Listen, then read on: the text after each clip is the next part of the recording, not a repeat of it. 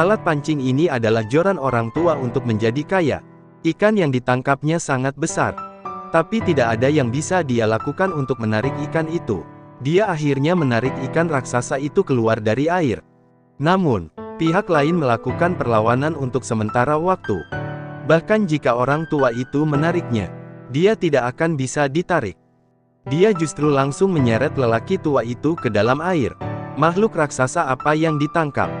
Hal ini membuat seorang nelayan berpengalaman dengan pengalaman memancing selama 30 tahun menjadi malu. Dan ikan ini sudah terpancing selama setengah jam. Selama setengah jam ini, nelayan tua telah mencoba yang terbaik. Masih belum bisa menundukkan binatang raksasa ini. Saling menyeret keluar dari air lagi dan lagi.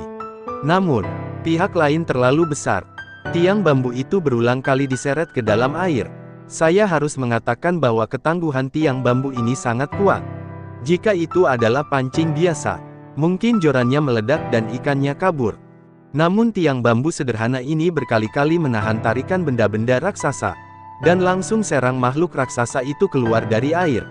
Orang tua itu juga memanfaatkan kesempatan itu untuk berdiri, langsung kembali ke pantai. Namun, saat ini, makhluk raksasa itu mengerahkan kekuatannya lagi. Nelayan veteran itu segera berhati-hati.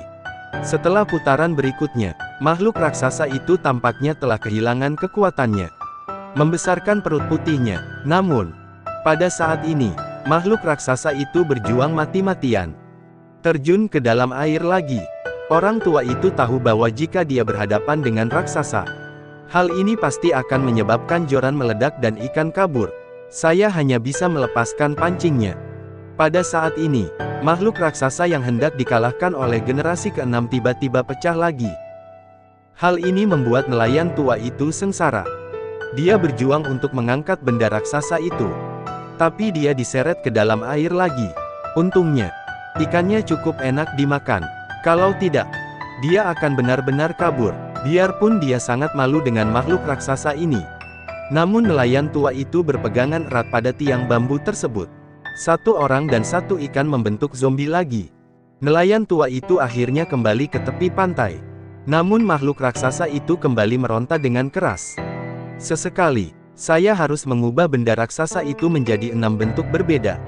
Ia akan langsung menghadapi serangan balik sengit dari raksasa tersebut. Setengah jam berlalu lagi. Nelayan kawakan itu masih gagal menundukkan makhluk raksasa yang ada di dalam air. Ia hanya dapat menghabiskan kekuatan lawan sedikit demi sedikit. Tapi semua orang tahu bahwa saat Anda memakan orang lain juga menghabiskan energi Anda. Sekitar 10 menit berlalu, benda raksasa ini akhirnya ditarik kembali ke pantai oleh kakakku. Dan secara bertahap kehilangan kemampuan untuk melawan. Sekalipun aku berjuang, sepertinya aku tidak punya kekuatan. Tapi yang jelas, tidak mungkin menyeret benda raksasa itu ke darat dengan paksa. Saat ini, nelayan tua itu tidak bisa berhenti berbuat apa-apa. Dia tiba-tiba melompat ke sungai, dan dengan hati-hati mendekati benda raksasa ini, membawanya langsung di bahu.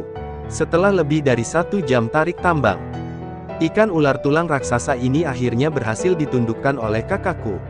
Dan benda raksasa ini sangat besar. Semuanya memiliki berat setidaknya 80 pon. Nelayan tua itu berusaha sekuat tenaga untuk melemparkan lawannya ke darat. Akhirnya mendapat monster level meter. Menangkap ikan sebesar itu, berapa lama kamu bisa meniup? Sampai jumpa di bagian komentar.